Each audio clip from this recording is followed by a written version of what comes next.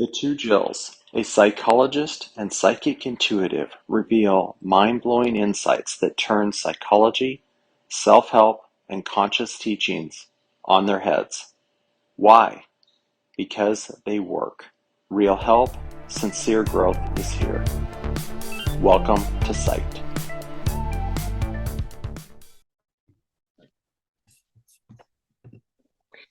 Hello, Jill. Hello, Jill. Great to see you today. Yeah, it's good to see you too. It really is. So, you guys, we are talking about purpose today, and I'm very much looking forward to this conversation in so many ways. One of the reasons is that part of my client work, so many times, especially when it's a new client, they're asking me to tell them using my psychic intuition what their purpose for life is. And that is such a huge umbrella that a human within that kind of ideology puts themselves under. And the notion that somebody is asking me or anyone to hand them that identity, hand them that purpose, and that becomes it's so problematic in so many ways. So I know I have a very different perspective on it, Jill. I know from our conversations that you have a very unique and very useful and very relevant perspective as well. So I hope everybody really kind of maybe opens their mind a little bit more today. And we're not saying you don't have a purpose. So if anyone's anxious about that, hopefully this is going to be an enlightening, highly informative, and radically different view, maybe for some of the audience to experience and consider. I love that. This is such a great topic because it honestly affects everybody, right? There's nobody that can't relate in some way to this idea of the ideal, the purpose. And I think one of the things, even before you start out thinking about what your purpose is, consider a little bit how you are using this idea of purpose, right? How are you using it to keep yourself in line, or are you using it to keep yourself motivated? Are you using it to keep yourself stuck? Are you using it to say negative things about yourself? Like, really look at how you are sort of coming to the idea of purpose before you even get to, do I have a purpose? What is my purpose? What should I be doing with myself? Right. And I would even offer that if you're using purpose against yourself in any way, then you really need to reconsider what purpose is. Beautiful. So let me ask, I will tee up some questions for you, Jill, and we'll each kind of maybe take a shot at those. I know I do better with being asked questions too. So okay, we'll try that a little bit more today. Okay. Yes. So Jill, do you believe that everyone has some sense of purpose by being human? I don't think we have to have a purpose, but I do feel that in order to live here and make sense of this world, right, and to connect with it, and even to connect with other people, I think the idea of purpose is kind of cool, right? If we use it to our advantage. But I don't think we come in here with a preordained purpose. And I don't think that if we don't come up with something really, dynamic and sexy, that we're not fulfilling a purpose. And, so yeah. What about you? What do you think? Does everybody have a purpose? I have come to the conclusion that any person, you are the purpose, that you are the purpose, right? And that there's so much authorship in that. So I've seen a lot of downsides with this idea that the purpose is something that you serve, sort of like the purpose. Once you identify the purpose, or once you can ascertain the purpose is like the horse and you're the cart, and you're kind of trying to serve the purpose as you go through life, right? And the bigger the purpose, the more important some people feel, and the more validated they feel, the more justified they feel for maybe any shit that they went through. Like, yeah, my purpose better be big because I've been through hell and back, and I want a really great idea of why the fudge I'm here and why I had to go through that, right? And I completely understand that that passionate, intense requirement that not a lot, but some humans have. So I much prefer, and I've seen great results by really flipping this idea that you are the purpose, you are the horse, and that how you decide to author what you say yes to, the roles you sign up for, whether you are a spouse or a parent or an active child in your parents' life, especially as they age, as an adult child, right? All the relationships, all the roles and responsibilities we say yes to, they can become your sense of purpose. Somebody that loves to learn, that can be their sense of purpose. But I love the idea that they get to write these statements. They get to make these choices and decisions from themselves. I love that because you're bringing up this, there's like a timeline there, right? So if you think of purpose, a lot of times, when you become an adult, you get to a certain age, maybe in your 20s, I don't know. When you're a kid, you have a sense that you're still not baked and you're still learning. And you're not solidifying your purpose, although there's a lot of angst, and purpose in those senses, tends to be, kind of merged with what I do, right? Or what my career is. They do tend to kind of cohabitate. But I think, to back off the intensity of purpose is look at a child, right? Does a child not have purpose? Right. And so that kind of helps you rejig your connection with and the intensity even that may surround this idea of purpose. Like, I need one to become whole. I need one to have an identity, right? I think that that's a Trojan horse. I think more like you think, which is it's not something you're looking for. It's not something that's eluding you. It can't elude you. You can't, it's sort of the idea of like, you can't be off track. Exactly. You can't be off path. Everything here is a path, meaning there is no path. I love that. And I have an aversion to the idea that there is no path.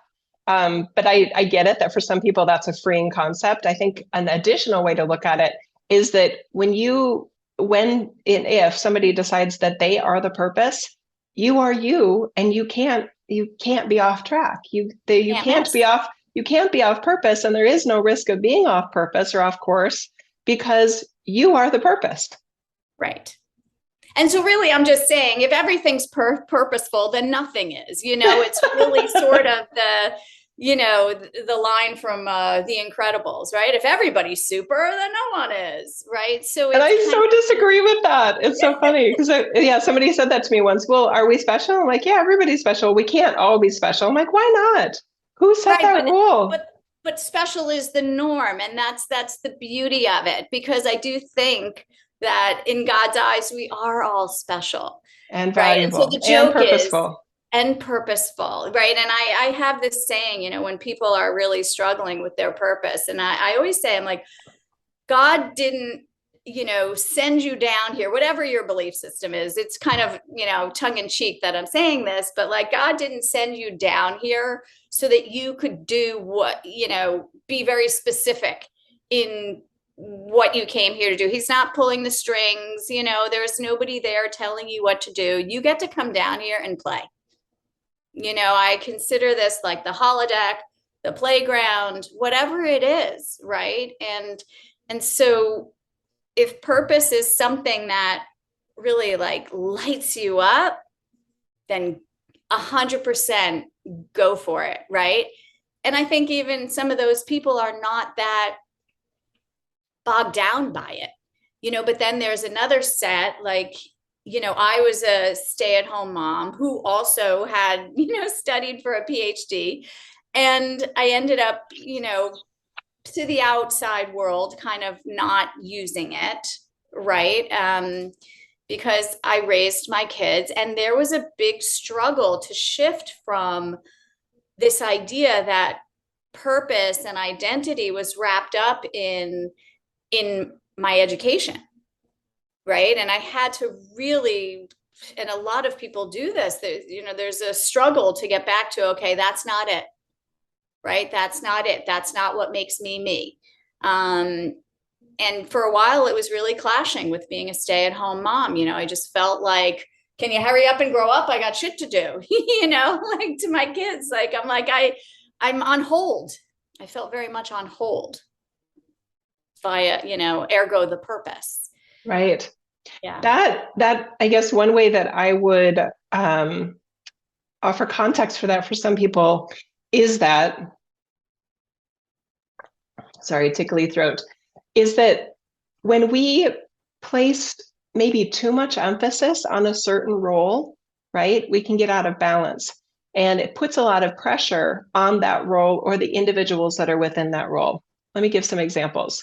When people are looking for a sense of purpose in their career, they're putting a lot of pressure on that career, that employer, or that entrepreneurial venture. That no, this is where I'm getting my meaning out of life. So I need this to go well, right?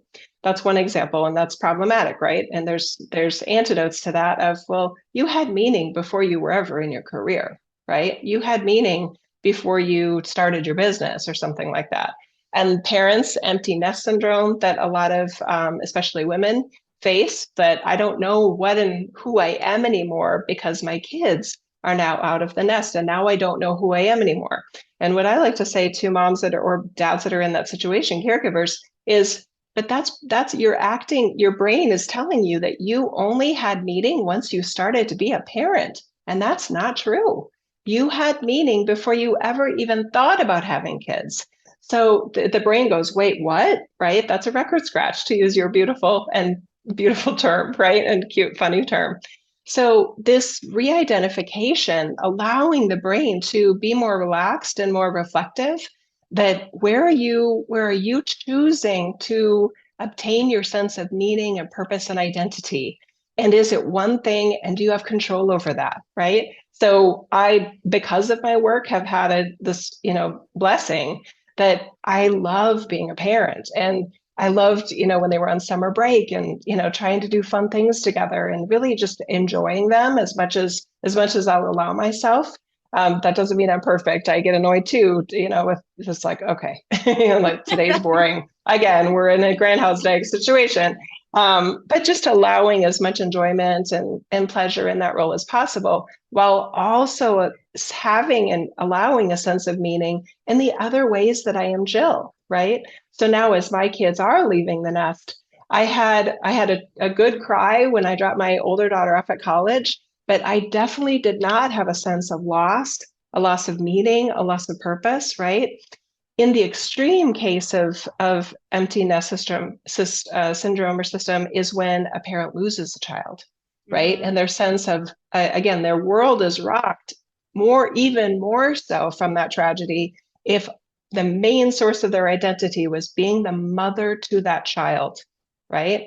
So when you can, again, point out to them, but you had meaning and purpose before you ever became a mom, right? So that gives them more to work with as they re-examine going forward in their life with their child having been lost. Yeah, which is horrible, unimaginable. Yeah. So Jill, I want to ask you a question here. Yes. Teeing up another ball for you, because I love your answers. What do you think about how easy do you think it can be for the brain and for the human psychology to re-examine a person's purpose and sense of meaning in their life? Do you think that's an easy thing or a hard thing? What do you recommend there? That's a good question. I think I had an interesting, as an example, I had an interesting conversation with my daughter yesterday, and she had this idea about herself. So when you're in the education system, there's an intensity that builds. If you're a conscientious student, things like that, there are intensities that build over time. And when you get, to college and through college, You're developing a sense of yourself in that very intense kind of environment. And it's not real life, and you can't run at that pace for, in real life, right? But everybody says, okay, high school's 4 years, I'm going to gun it, and then I'm going to get into school. And then college, I'm going to gun it, and then I'm going to get my job, right? So it's almost like they put their, their, I don't know, their health or whatever on hold, right, in anticipation of the payout, which is in that sense their purpose. But what my daughter realized was that she had developed a sense of herself and her identity, yes, around this purpose, also around this speed of operating.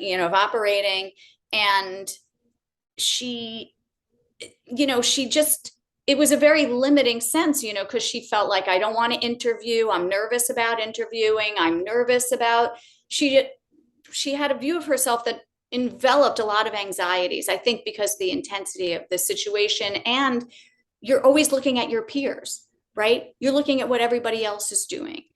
And now she's in the work world. And just yesterday, she said to me, I am doing all these things I never saw myself doing, right? And she started to realize that she was rethinking who she thought she was and what she had told herself, who she had told herself she was, and all the limitations that came with that.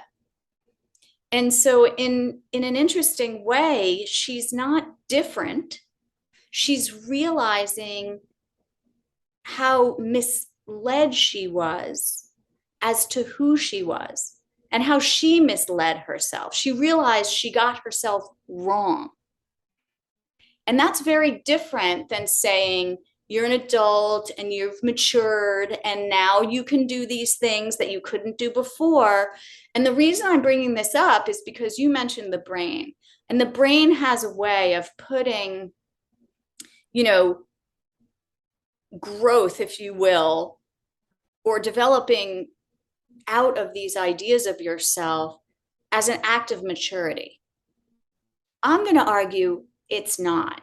It is the act of saying, everything I thought about myself is wrong. And that's a different baseline, because that's a baseline, like you're saying, if you're saying I am my purpose, this is very similar to that, right? And so do I think, in answer to your question, is it complicated for the brain to reimagine you, or to change the way it thinks about you, and to not, the bigger challenge is reverting back to what the brain had previously thought. So I don't think it's that complicated, but the brain is not going to allow you to look for the incremental changes that bring about the bigger shift, right? And honestly, that's where I am with my daughter. She's like, I'm doing this and I'm doing that. And I said, you have to back up and just say, this is who you are. This is who you've always been. Like, remember your baseline. And then say, and as me, who I always am, I'm doing that, and I'm doing that, and I'm doing that. So I don't know if that answered your question, but I feel like we should definitely be rethinking who we think we are, especially if we're limited by, I only know myself as a parent, or I only know myself as a student, or I only know myself as someone who doesn't like to talk in public, right? We got to, in a way, throw it all out and start again. Okay. I love that. And I think, Jill, I love you so much. I love how there is this, I don't know what your sign is, and I'm not dedicated to astrology, but I bet there's a fire sign in there somewhere, because there is the theme with you of throw it all out, burn it all down. You're the one who didn't want to go to the holiday dinner. You're like, don't go. I'm not like that. I'm not like that. That's true. It's not that I don't have it. So if somebody feels like they, freedom from throwing it all out, that's awesome. And there's obviously so many ways that we can do this. I feel like it can be made simpler if it's if it's kind of like non-dramatic, right? Just a really loving, gentle shift of for your in the example of your daughter, which is such a great story, by the way. That's so relatable, I think, to so many people, even if it's not, entering the workforce from college career, or just any transition of I thought I was this, but I'm not that, right? Well, in another way of looking at yourself, okay, you're not this, you're not that. You're in reality, you're the operator of those thoughts, right? And you can't lose that. You are the operator of the sense of purpose, the thoughts related to identity and who and what you are. You're the superpower that's operating all those things. And I have seen and observed with over 10 years of observational data now in this field, that with that kind of mindset and that kind of thought form, it's like, oh, okay, then it's not so scary, right? Then we can maybe be more experimental, more fluid, right? About what this means of, oh, I'm a mom of a toddler. Oh my God, I'm a mom of a newborn. Oh, I'm a mom of a college student. You know what I mean? It's not that scary anymore. It's not that freak out, because they may be, even if they're major, there's not as much disruption if you give yourself that bigger identity if you're the operator of those ideas.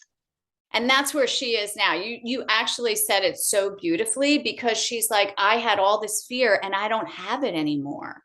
And it does calm down. When I say throw it all out and start again, I am joking about it. She was really saying that when things started to unravel, now she realizes she doesn't have to hold fast to anything. Right? And that is the liberation. And so when I say throw it all out, it really is saying let everything be up for grabs and up for reinterpretation and up for a second look. Right. So, and she's just starting to now get excited about what else is up for a second look. Right. And that was the, sort of the point that I was trying to make was, the brain is not going to be your ally in the beginning in teeing up what's up for a second look. You very much have to operate that train, because it is not a typical way you've been used to operating. You're used to asking the brain who you are. And that's what we're all doing. We're asking the brain, and we've talked about this in other episodes, we're asking the brain questions it can't possibly answer. It's not supposed to. We're the answerer of who we are. And we always know who we are. We can't not know who we are. So this idea, if you're confused about who you are, you're in brain. Or the brain is confused. You're not. Let's put it that way. Right. And so don't entertain those types of questions like, who am I? That's not a question you would ask. That's a question the brain would ask. Right. Yeah. And by the way, to that theoretical question of, what am I? Who am I?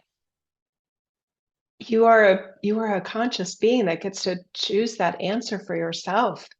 And that answer can change at your will, right?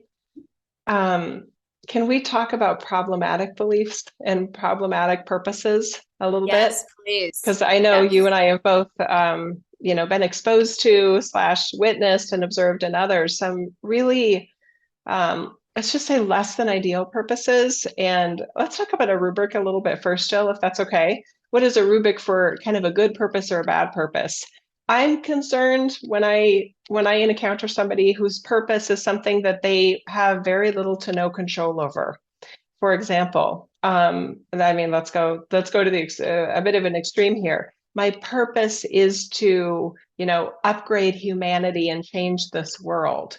Wow, that's a very impressive purpose, right? You're pretending that purpose and its thought forms related to it are pretending, I would say self-deceiving, that you have authority over that.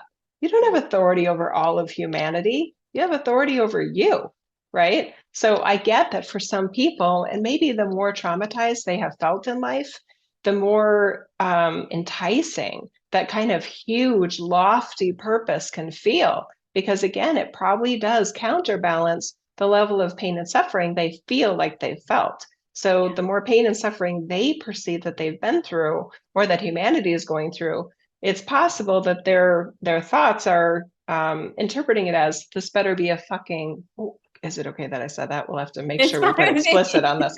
Fucking whopper of a purpose, because if it's just that I'm here to be me, Jill, I don't like that answer because you don't know what I've been through, right? And I'm like, okay, that's a very self-deceiving way of tricking you into a purpose that you can't achieve.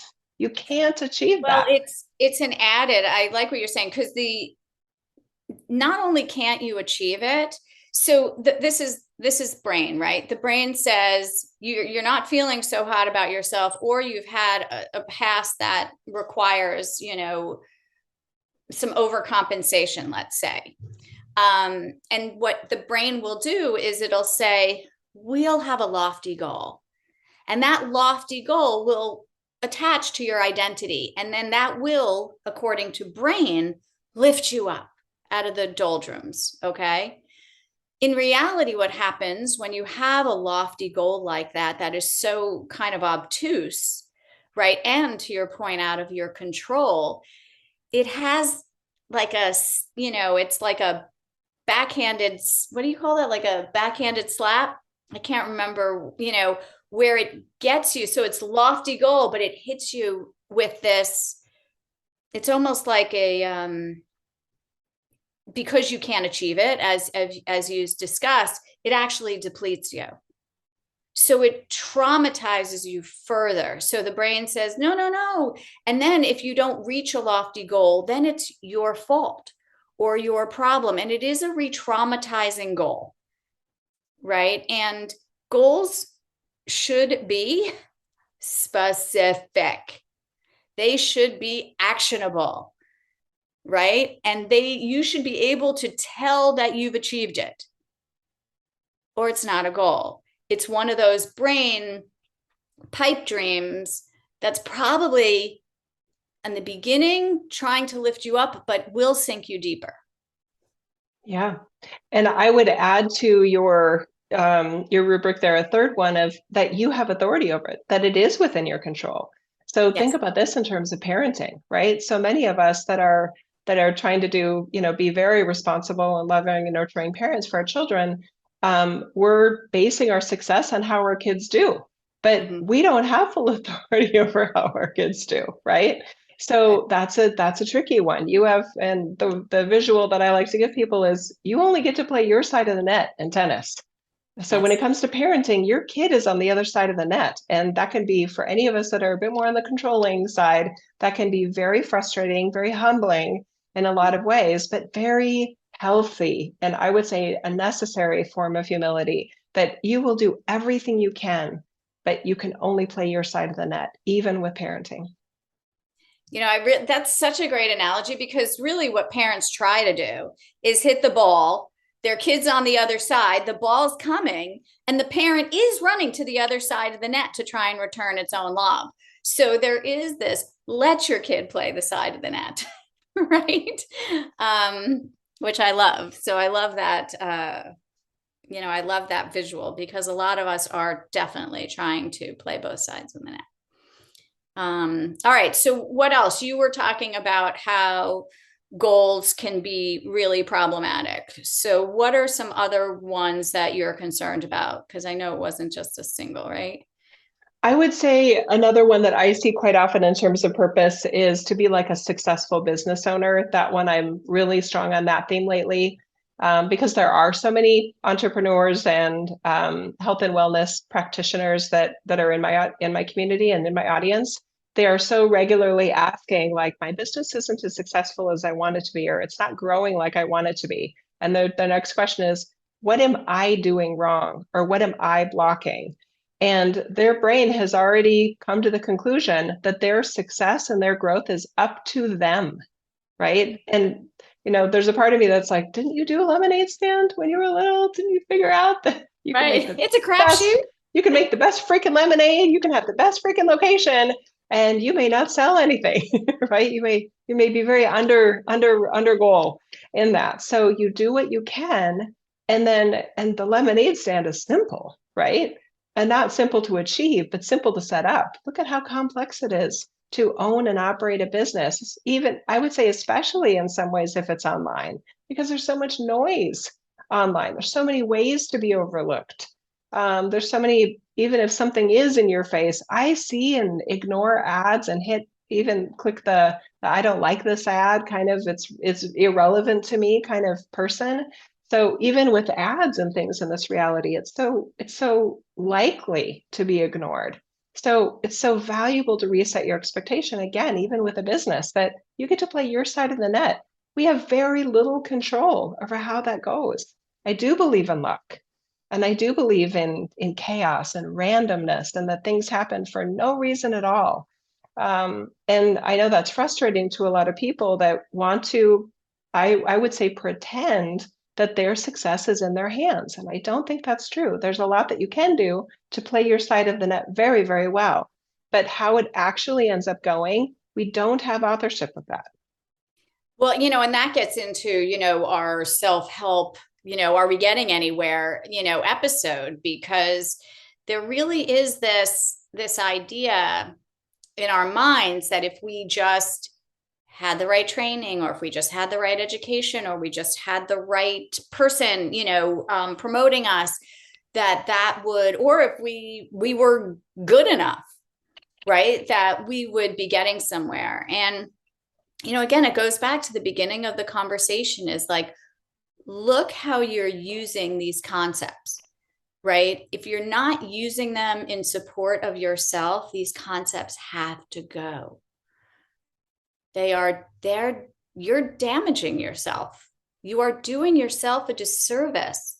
And we don't realize how we do that. And the brain is always going to tell you, do more. You're not doing enough. If you just, if, should, right? And so you really, again, don't want to be asking the brain, how do I become successful? And that can end up spending a lot of money there. And I think maybe there's not one purpose. That's another issue, right? Totally. Why is this singular? And why don't we get to play the field? I always say I'm a jack of all trades, master at none. And people laugh because I am, by all accounts, if you look at me, I am ADD. I am trying new stuff all the time. I don't really even have a desire to get good at any of it, right? I'm at the buffet all the time, but I never finish the buffet, right? I'm not trying to eat until all the food is gone. I'm just always sampling. And that's kind of my life. And I was very critical of it for a very long time. And now I'm like, I am never bored, right? I'm always doing something different. Is that purpose? I don't know. I would love to offer that, given what you just described, and I knowing you, I just love how you just put those words to it, that with that thought form, with that mentality, with that ideology, and really pursuit of life is to experiment and explore, to be a visionary in a lot of ways. What about this? What about that? That could be somebody's healthy sense of purpose, is I'm here to try things. I'm here to try new things. I don't feel obligated to finish things. I don't feel obligated for mastery within the things that I try. I enjoy the experimentation and the range of in your case, your Jill, in terms of your ability to explore and examine and be curious about trying different things out. That could be someone's sense of purpose, right? That's a big shift, right? Because Huge. that is not, and it goes back to what we were saying earlier, about can you change up what you always thought was the ideal, what, the things that you were chasing, right? And so it's not, I don't know. I mean, I really felt like for a very long time I was trying to do the right thing, by getting a career and getting a purpose and getting, figuring out what that was and trying to be successful by whatever standard success is. And none of that was panning out, right? It just wasn't, I felt like every time I got into something, it started to get like, I don't really want to do this. The logistics of some of it, or the details, all the fun stuff. And then there's the shit you got to do with it. And everyone's like, the fun always comes with shit, Jill. And I'm just like, I don't want to merge those two things. Like, I really don't. I want to do things while they're fun, and I'm going to stop doing them when they become unfun. And that is the way I've come to operate. I don't know, but this isn't about me. This is about purpose. I don't know what my purpose is. I like it. I don't know what the purpose of this episode is. All right, where are we? I wonder, I enjoy Enneagrams and Myers-Briggs. I maybe like once every 3 years or something, I do something like that. And I like the clarity, of kind of almost like the diagnostic kind of categorization of, yes, I'm an ESTJ is what, and mine changed over time. But in my early career days, in my mid-20s, I was very much an ESTJ. In the Enneagram, my husband did it through a kind of a executive development kind of thing. And he's like, oh, we should all do this. So my family and I did it. I'm like way high in the helper category, which we all just laughed at. So we got so much enjoyment out of some of these labels. I love labels that help you be your best you. I don't like labels that limit you, right? But Great. There's a part of, I'm definitely one of those people that there's a part of me that just feels good about feeling understood and feeling like, oh, yes, I do love to help people, right? Anyway, so that purpose of helping people, there can be a downside to that. I can give too much and then all of a sudden feel like, wait a minute, like, where am I being helped? You know what I mean? Well, did you ask for help, Jill? No, I didn't. You know what I mean? So there's a lot of self-awareness and self-love involved. But when it comes to purpose, the rubric that I like to use, I think a good purpose is one that centers you within your humanness, within your sense of self, right? Versus taking you out of your sense of self.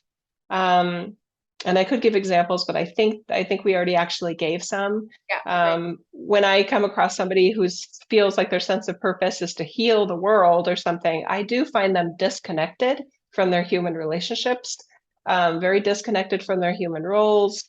I've met people that have been on the edge, and I felt so blessed to be able to talk to them. They were about ready to leave, like their teenage child, to go on some 1 year thing in Bali or something, because that's where their healer lived, and they that was more important than being a full-time hands-on parent to their teenager.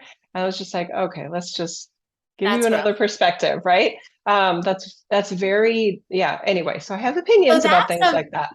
That's a miss. So another thing that I would offer to people is, whatever you feel like your purpose is, see how you're doing that right now. So Good. especially with the helping purpose, is that the brain often has you looking somewhere beyond yourself, and you miss, this is what I was talking about earlier, you miss the way you're actually helping. Yes. Right? Every day, without even thinking about it.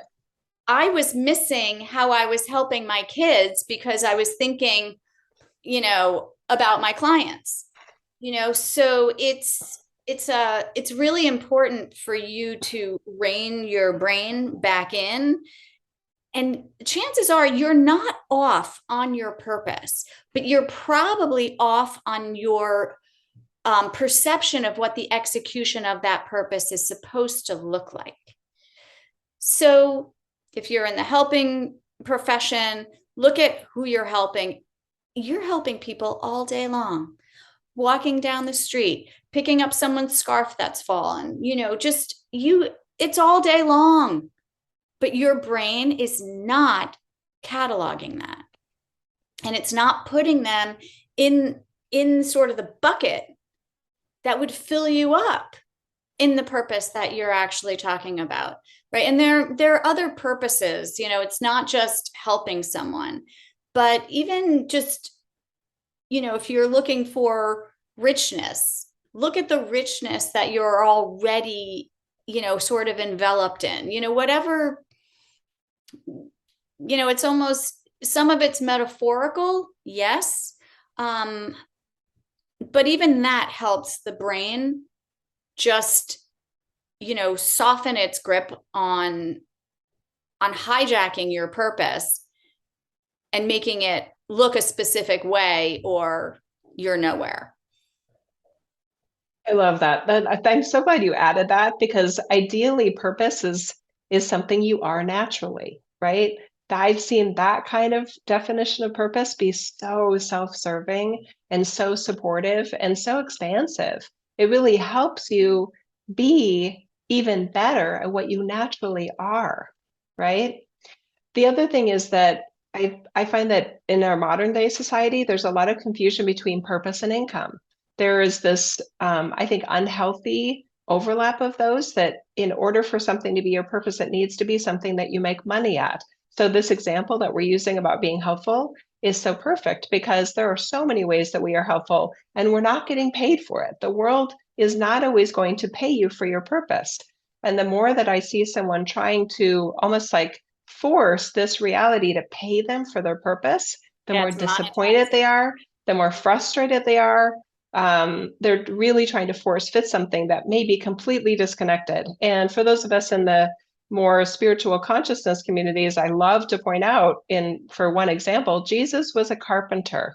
He made his money as a carpenter, and he was bankrolled in many ways by other individuals that had money to support him, right? But he wasn't even, I don't think he was even thinking about monetizing his soulfulness, if you will, in the service that he offered this humanity. Yeah, that's cool. He saved himself a lot of headaches, right? So, you know, I'm not saying because I have made the choice to monetize my giftedness more under this, you know, an alternative or in addition to therapy or mental health and wellness and, you know, psychologists and all of those types of things. So I've decided to monetize it. And then there's another part of me going, you know what, maybe I just, you know, I do have other choices. I could do this, you know, this soulful kind of work as a hobby, something I do on the side, and receive my monetary compensation in other ways, given that I already have that training I've made money other ways through my MBA and my strategic planning and business acumen. Yeah. So anyway, just wanted to offer that up as a little kind of example of, if somebody's feeling like, wow, this purpose and monetizing it, I love that you use that word, isn't going well. Okay, then pause. And maybe it's not the time to try harder and push harder and dedicate even more of you into it. Maybe that's a time for pausing and going, you know, maybe I'm forcing something that may never happen.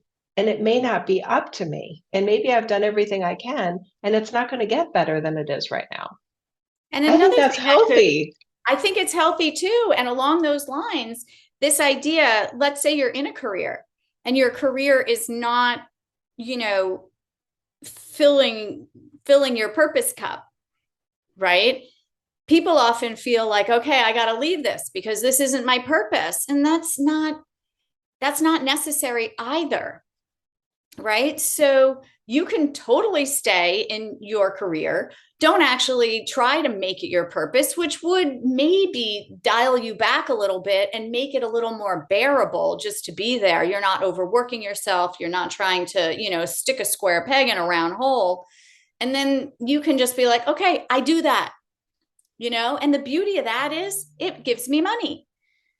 Right. And so you can decouple this idea of purpose from career. And I think for so many people that will be so liberating, because you could stay at your job and you can move into the more, you know, I'm going to say esoteric, but I don't mean it in a negative way, idea that you are your purpose. Right. And you're at your job. Yes, you're fulfilling your purpose, but not the way you think you are. Exactly. Right. Beautifully so said. It is such a great, I remember there was a woman who I was speaking to, and she found out that she couldn't have children, and she was young at the time. And she had said to me, my life is just not, nothing that I thought that it was going to be, and she was so devastated. And I said, okay, it's not going to be anything you thought it was going to be, and it's going to be fantastic. And she never really, it was one of those, you see her face, it was a brain breaker, because in her mind, there was only one way for it to be fantastic, just one way. And literally the brain didn't have space for another way. So this is why you and I talk about the brain so much, because if you're not on top of the brain, it can really, really limit you and limit your choices. And that's all through just what it decides to attend to versus what you decide to attend to.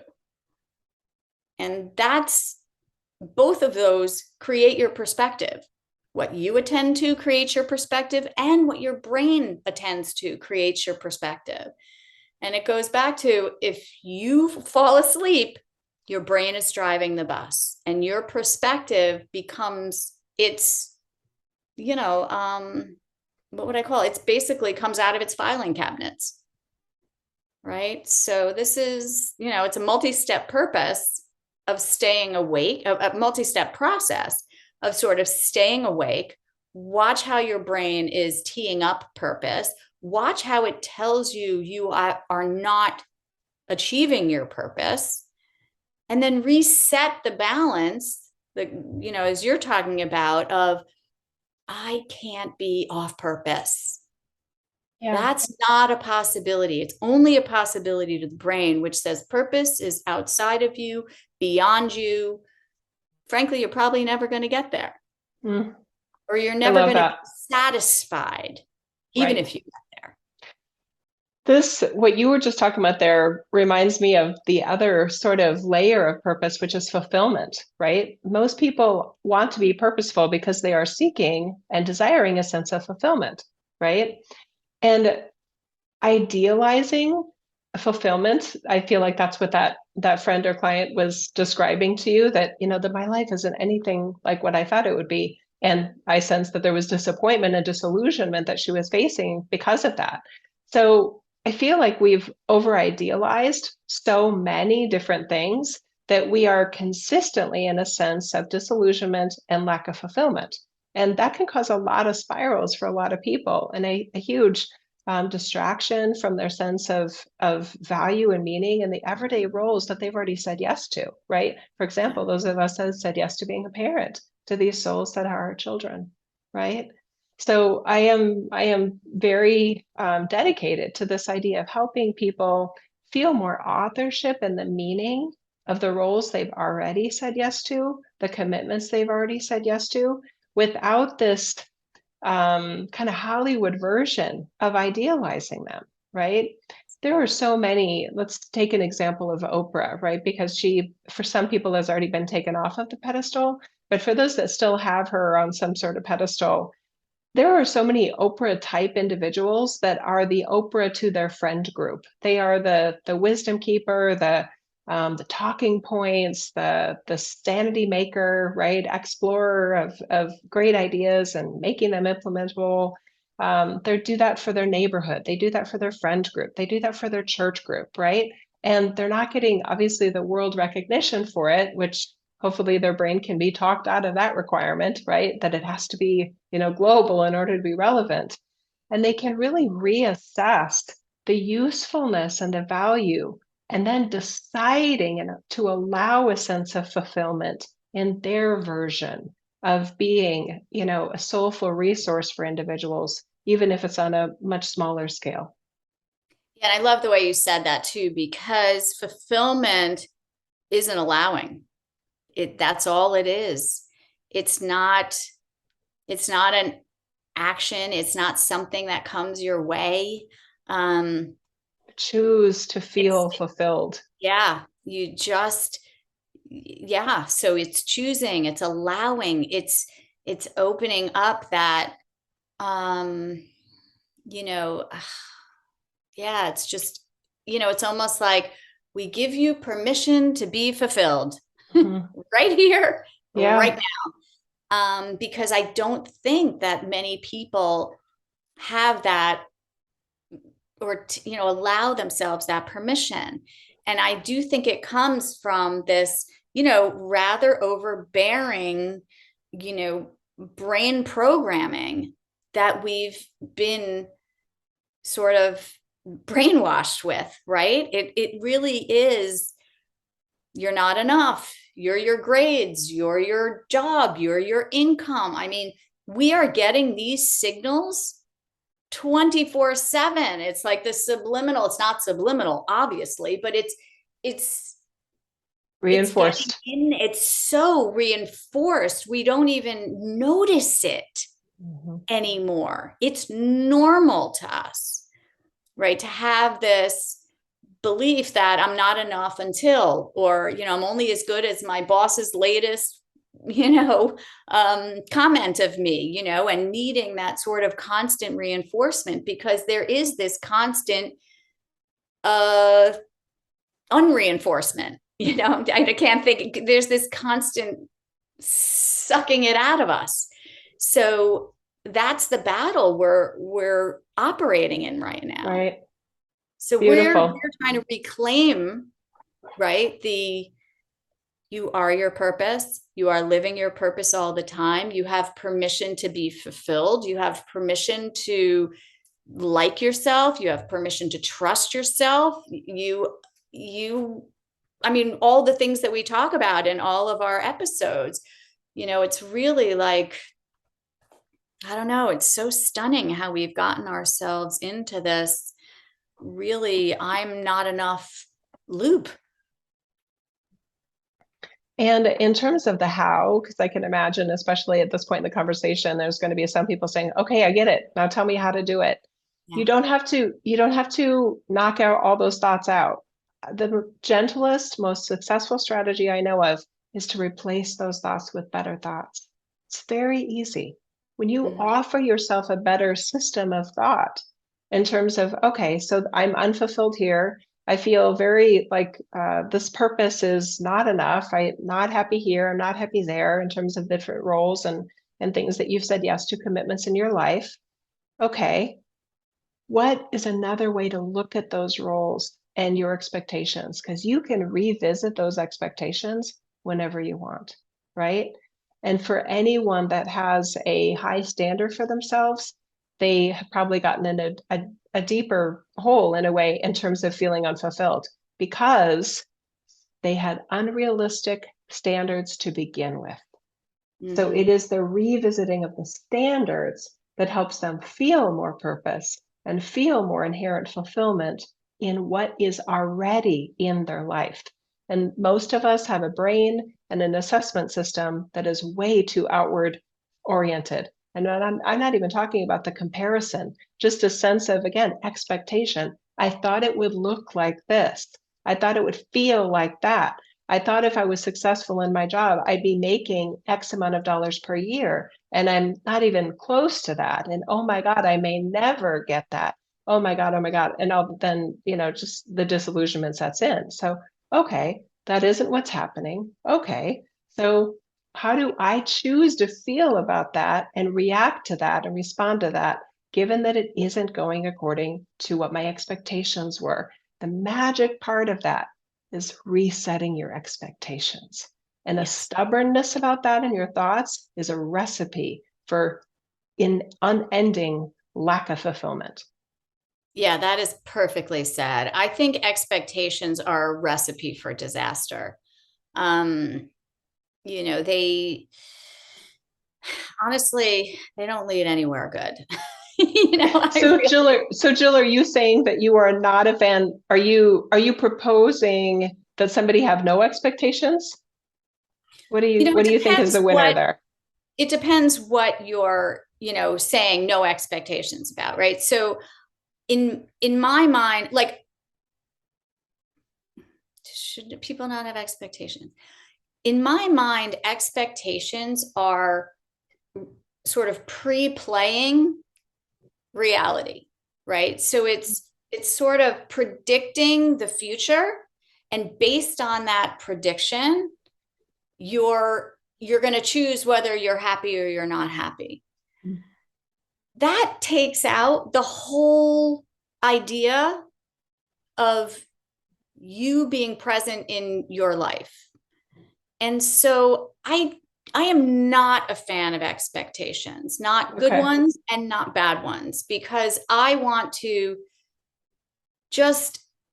to be operating with a future idea in mind. I'm missing all the things. And I think that's what I'm saying. If the brain is focused on what this should look like, I'm missing everything in between. I feel like we lose too much important nuance and possibility. If you think of, in every moment, there is infinite possibility, and I'm ignoring it because I chose one. And so I do have a problem with expectation. And I feel like expectation is really there from the brain perspective. The brain doesn't like to be surprised. The brain likes to be prepared. That's kind of dull.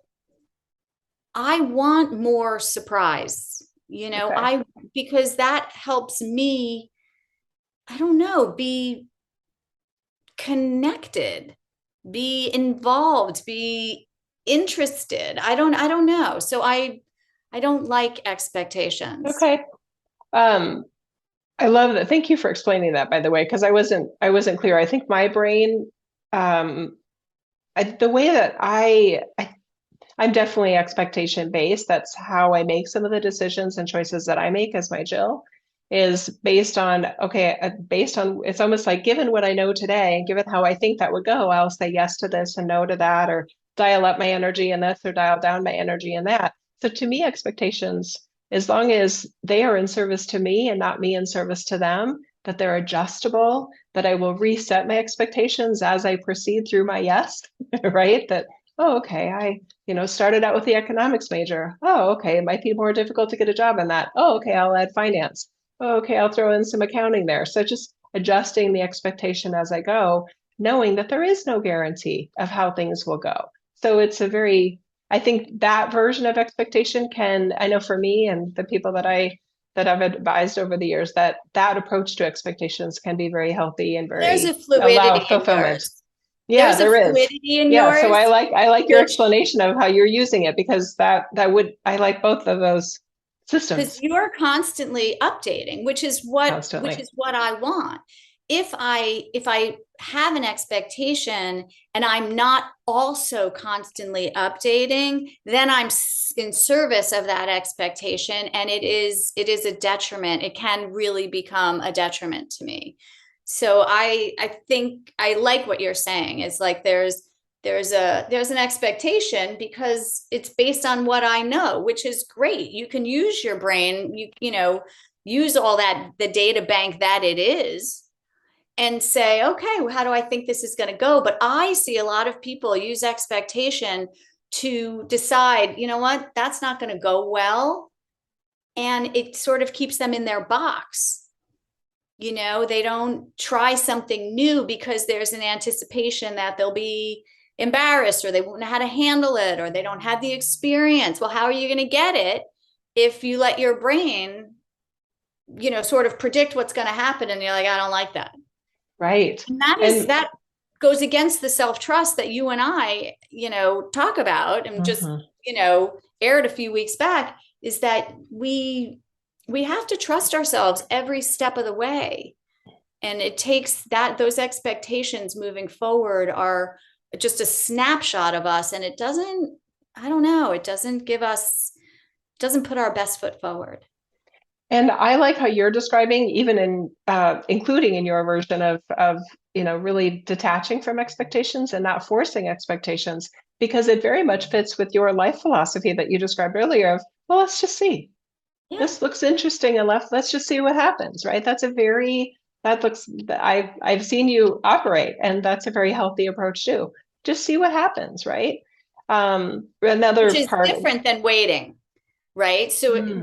we should look at this for Mm. in terms of purpose as well. Don't forget what you were going to say. But waiting, I've seen, and I think you see this a lot in your work too, is that people are waiting for their purpose to come out of the sky.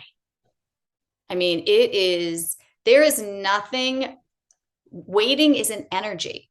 Waiting begets waiting. We are creators. You and I have said this all the time.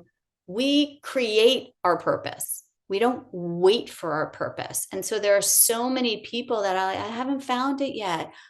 It's not something to find. That's right.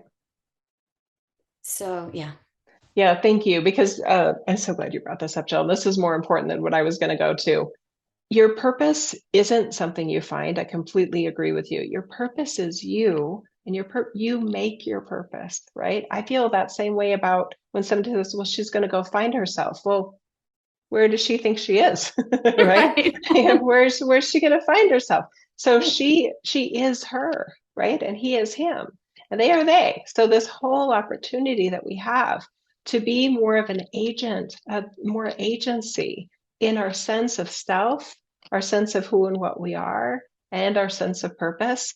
And like we've kind of said on a separate train track, the part about income and independence, financial well-being, and that's an adjustable scale, right? Please let it be as realistic as possible, in order to serve someone and being less disappointed and more objective and fairer to themselves, right? Yeah. I have to say, earlier you asked, okay, people are going to want to operationalize this, right?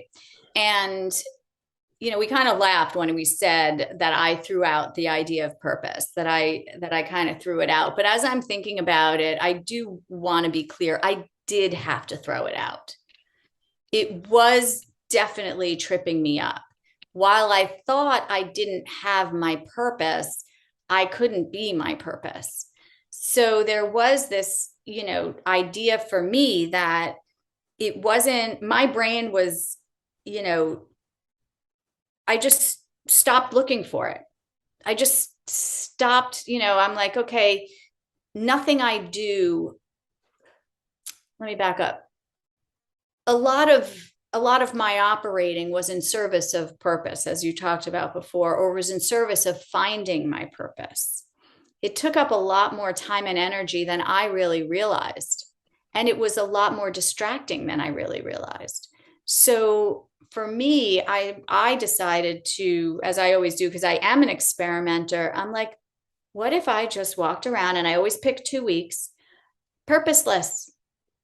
I have no purpose. So there's no referent.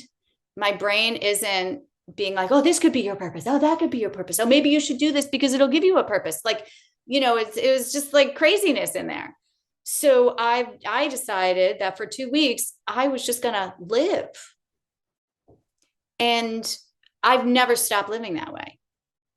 This is years later, and I'm still purposeless. And for me, that's the way I became my purpose. I had to get rid of the sort of artificial overlay of the construct of purpose. And I really found that I don't need it. I just don't need it. Yeah. So I thank you for further explaining that. And the metaphor I'm almost coming up with is almost like in a sci-fi movie of an operating system, like a crystal, kind of like there's almost like a supercomputer, and there's like this crystalline kind of shelf that goes in there. That's the operating system. I have this image of you going, okay, I'm taking this record out. I'm going to set you in like a Faraday cage or some enclosed thing. And I don't like you right now. I'm going to set that thing there while I go experiment. And I love that visual. And then I think mine is, I'll leave you in there for a little bit, but I may be replacing you soon. I may come up with a better rewrite for you, but I don't need to set you outside. I like that there's probably going to be people that more identify with your version of, no, I had to get it out, Jill. It's driving me crazy here. I just couldn't breathe until that was out of there. And then other people will be like, no, I think I'm more like Jill when I feel her, that I'll leave it in there.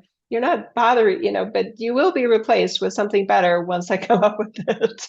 I agree. And I think it really goes to, the difference in our personalities as I see it is that I am a more obsessive thinker.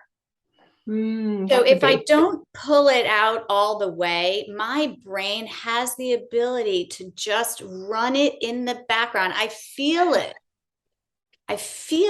It's just a weight, even though it's not maybe a conscious thought. I can feel those programs running and I don't want them there. So I think that's the difference between you and I, is that you have a better, not better, it's just different. Is just different in that it doesn't seem to have that same intensity of obsession or, I think that's true. I think my thoughts are quieter is maybe another kind of reference point I would give it to. And I think yours are noisier and more pervasive, and you have such a beautifully strong brain. And then mine are more kind of maybe, well, I'm a Pisces too. So two references to astrology. That's funny. Mine are a little bit more watery and kind of like, oh, okay. Mine are watery, but there's some that are sticky. Yeah.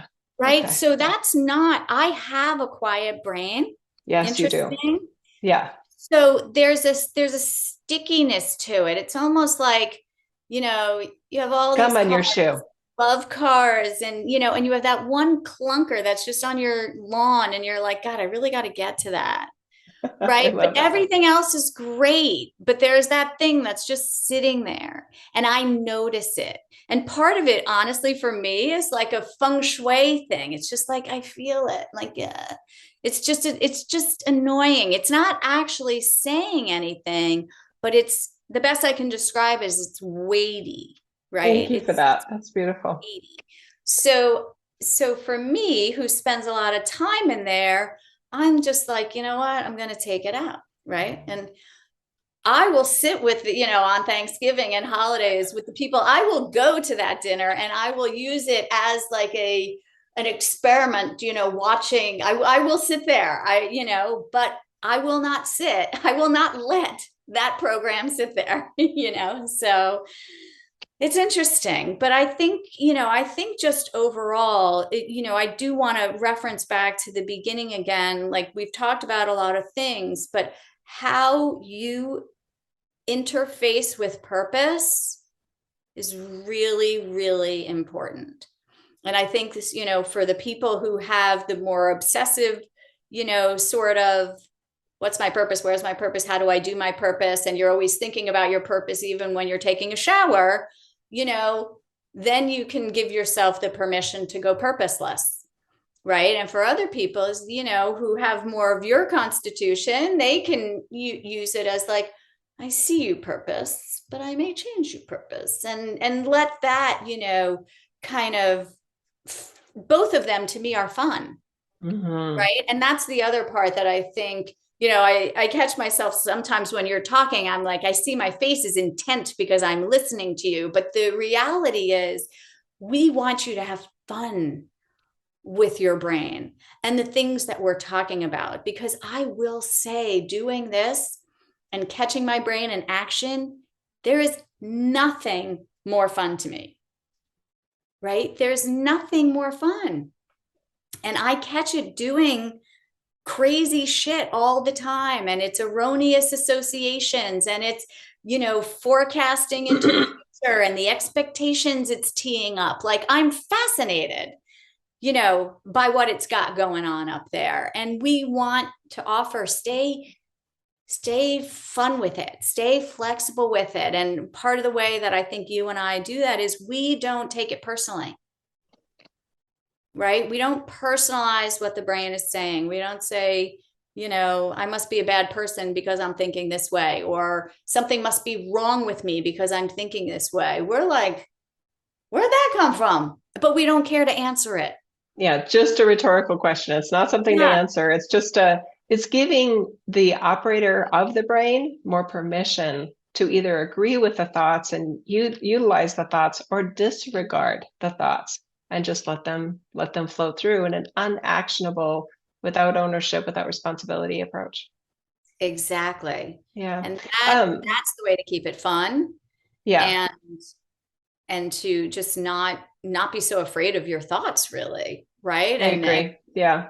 I think a lot of people, especially because of the rise in psychology and, the way, that it's very scary what's going Hmm. on up there sometimes, because we don't feel like we have control over it. Right. Right. And so to interface with it without trying to stop it is really what you and I both espouse. We're like, listen to it, but don't follow it down the rabbit hole, emotionally and personally. And in terms of identifying and all of that, just be like, wow, look where that went, Yeah. and just be Beautiful. like, I don't know, be kind of flippant with it. I know we're starting to wrap up here. The the idea of enjoyment and enjoying the process of interacting with your brain and investigating and exploring other ways to use your brain, I love that. And I'd like to add for another sort of approach, if it isn't joy or if it's in addition to joy, my my goal is that everyone has a system that works for them at being the version of them that they enjoy being and that they like being, to help it be easier for you to be a you that you like best, right? I feel that's such a great approach to life and living, and a sense of purpose and a sense of fulfillment, um, to have more experiences in all and every role that you play, where you feel like I liked my me when I was, today at my work, or when I was with that person in my life, or that when I was alone doing my things, that I liked being my me in those moments, right? I That's feel a like huge That's a I'm huge thing, Jill, because, and I really want to punctuate that, because the brain doesn't spend time, the brain distracts you from spending time, allowing those moments to enjoy yourself, not in what you're doing, but in who you're being. Those are not that the brain distracts you from that. So it requires a little bit of a slowing down and almost a reference to be like, yeah, I liked my me when I was, just in the line at Starbucks. I don't know why everything I say is about the line, but I just feel like everybody can relate to that. And so much goes yeah, on in that line if you're paying attention. yeah. um, but I just feel like we're too, focused. So even when you say something like, I liked my me in that moment, your brain is still going to try and be, well, because you were doing this and because you were doing that. It's still going to try and tell you why you liked your you. That's something outside of you. Right. And that's when you say, no, no, no, no, no. I didn't like myself because I was doing something. Right. And this is so subtle, and I hope people can sort of tease it apart. But you like you for doing absolutely nothing. It's Right. not And about action. It's about operator. It's about, yeah, yes, it's more than that. So I thank you for pointing out that the brain can't get you there to what I'm talking about and what I'm describing. My brain is not the leader. It's not the mechanism for that. It's a part of my me, obviously, and I'm so grateful for my brain. But I had to create all of these other layers of Jill that weren't there, right? Through trial and error, experimentation, curiosity, right? And last night, my husband and I were at a friend's for a gathering, and there were 20 couples. I only knew the hosts. I didn't know who else I'd know, but 90% of the people that were there, I didn't know who they were. I had such a great time. And there wasn't a strategy involved.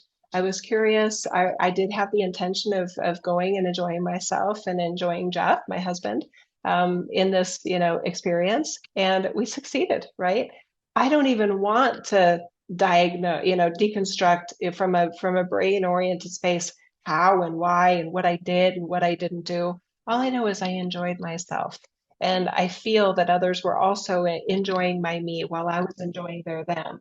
That to me is a win, right? So That it's is those kind perfect. of moments, right? And simple things. I love to help parents with helping them enjoy their them when they're putting their kids to sleep.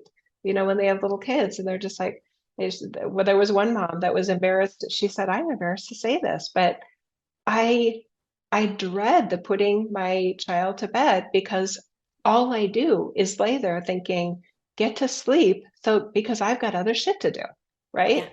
And I was like validating that part of her that was very output oriented while also helping her support the other layers of her that she was going to create and experiment with that could just really appreciate that these are the putting your kid to bed is just, there's something so heavenly about that, right? It can be made into such a sacred, beautiful experience as long as you are creating those other layers of you that are beyond your brain and what it wishes sometimes it was doing instead. So I have a different take on the layers Mm. because I feel like I discover my layers when I get my brain out of the way. Oh, So I interesting. don't feel like I'm creating those layers. I feel like they're all part of me, and the brain is almost keeping them from me. Oh, wow. So I feel like I get more of me comes online as I train my brain to quiet down and sit over there and whatever. I feel more of myself. I don't So, know if we're actually saying something different, Jill. I think we're using different words, and you and yeah, I do have different language that we use for yes, things. that's true. Because as you're saying this, I'm like, no, that definitely describes what I'm doing too. So that's Yes. cool.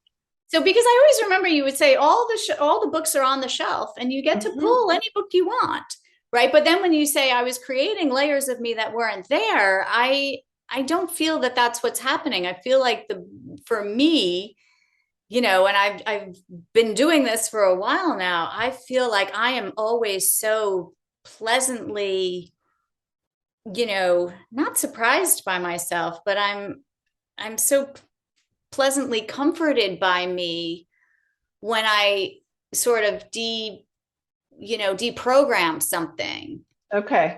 Um, And I and there's might a piece. Okay, Yeah. and I might be being defensive as I say this, and I'll own that if that's the case. I guess the reason that I probably use that approach and that language for me and with my clients in terms of you're creating a version of you that wasn't there is that if I don't do that, I think my brain will act like I'm looking for something versus allowing for something. So I kind of like there's a candy called a gobstopper, right? And it has all these layers. I feel like my brain is an operating system within all of those layers, but I do feel like the version of me that I created, and I do feel like I created it, it could be allowed for it, and it was already there, but the version of me that could lay down with my kids and just really not think about the fact that the dishwasher needs to be unloaded when they're done, that I need to do this when they're after they're asleep and that when they're after they're asleep, that I really could be fully present with them and appreciate and make that just a precious ending to their day and to my day with them. Yeah. So I kind of feel like I'm an artist, kind of like, oh, we haven't painted this painting yet. I don't have a reference point as my Jill of what this Jill mom looks like. So I'm creating and exploring, like, okay, I'm just going to relax and Yes. do whatever, do little, soft little drawings on their arm or tickle their back or, what each child kind of liked more to help them relax and settle in for sleep. So I think that's why I do it I that love way. it. I like that. I don't think that that's a defense. I think that, the beauty of what we do for ourselves and what we're, offering, to anybody who's, interested is and even why we wordsmith sometimes, it's because we know where our brain gets sticky. And so you and I, we're looking for these ways around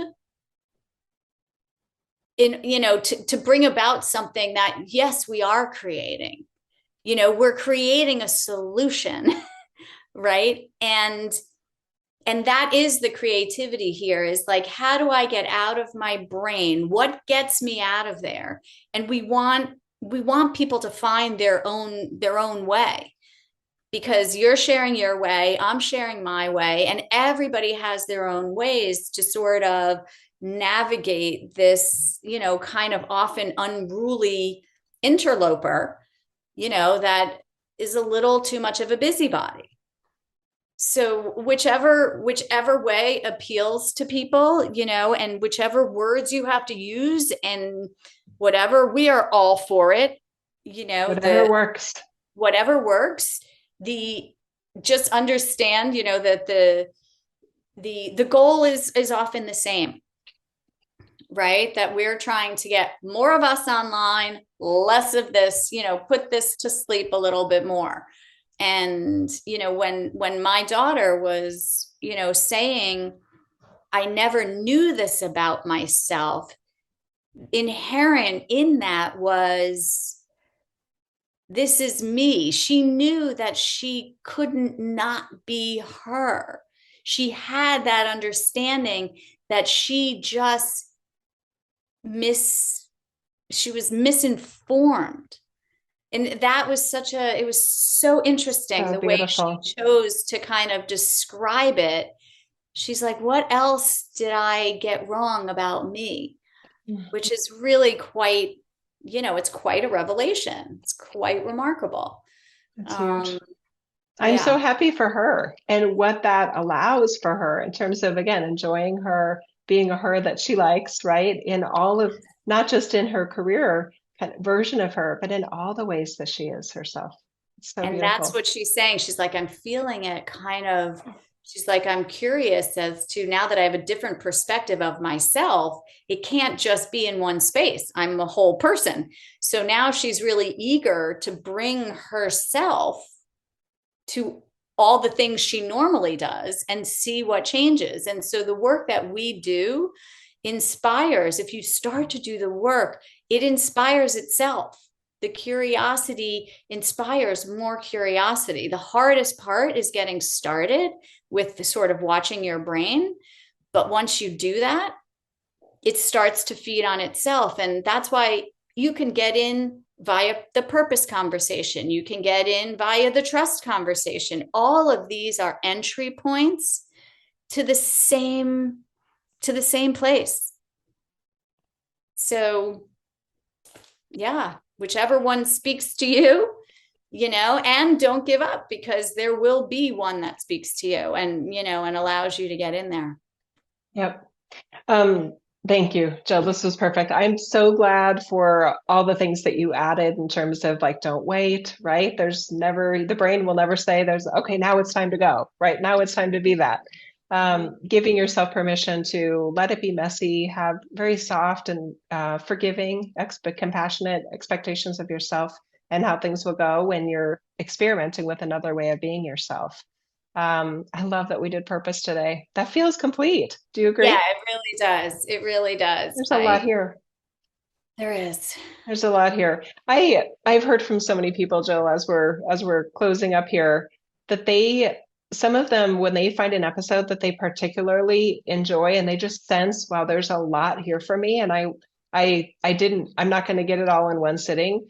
So I've heard from some people, they listen 3 and 4 times to one episode.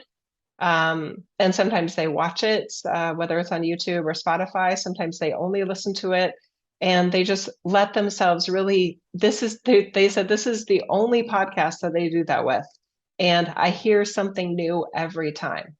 And I just wanted to offer that for some people that may not have had that idea, that feel like, there's almost like there's so much here, I don't even know what to do with it. Take your time, listen to it watch it as many times as you want to. Take notes maybe, and just have self-reflective questions about, this was interesting and I'm not sure what I want to do with that yet, but this feels like there's something good here for you, right? That's possibly a useful approach to it. I love that. We're doing this because we want it to be different. 100%. And I know that when I listen to something dense, because I did a Course in Miracles for a long time, which is super dense, I would just read. The idea was not to try to get to the end of the book. The idea was to have something that sparked me and brought me online. And then I would stop. And then I wanted to see where I went with that idea. And then I would go back. So you want to be very present in the listening of this, because you be curious about where you go. You know, the brain is saying, do I agree or do I not agree? That's very binary and very uninteresting. When you hear something, you're like, huh, I haven't heard that before, or that I've heard it before, but now it sounds different. Turn it off. Go allow it to percolate, right? And then come back to it, because this will be here. And I think that you and we say a lot, and yeah, like take your time. This is not a sprint, right? What is it? It's a marathon, not a sprint. I don't know. You don't have to get to the end of the episode really all in one sitting, right? There's a lot there. So I think that's good. I also want to say thank you to everyone that's been sharing this with friends and family and other people that you know. We really appreciate that. I've received messages from people about, oh, I shared this with 4 friends, and 2 of them are like hooked. They're subscribing, they're following, Yes. they're liking, they're turned on notifications, and they can't wait for the next episode. And of course, that makes us happy that this is helping anyone. So that's great to know. No, I'm getting good agree. feedback. I hope you are too. No, I hear the same thing. And, when people say, oh, I listened to your podcast, and they're people some of them I don't know well, or it's been given by someone else. I'm just always, funny enough, I'm always surprised. Like my first thing is like, really? So I do have this very that's amazing. It's just very nice to hear. And it always catches me off guard in like the warmest way. Yeah, it's beautiful. It feels really nice. It feels good. I mean, we're doing this to help people. So it always feels good when it is. And we enjoy it. So win-win. Yes, totally. Jill, thank you so much for today. I love you. Yeah, I love today. Thank you.